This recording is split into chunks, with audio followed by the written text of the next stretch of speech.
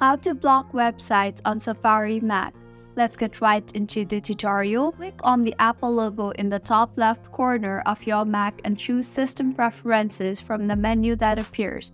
Now search for the Screen Time option there and click on Screen Time.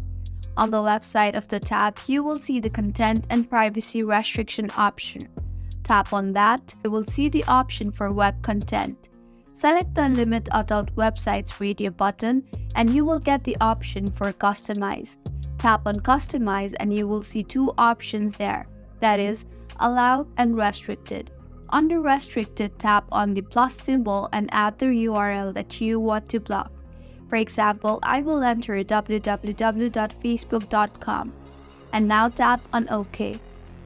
Now go to your home screen and open Safari application.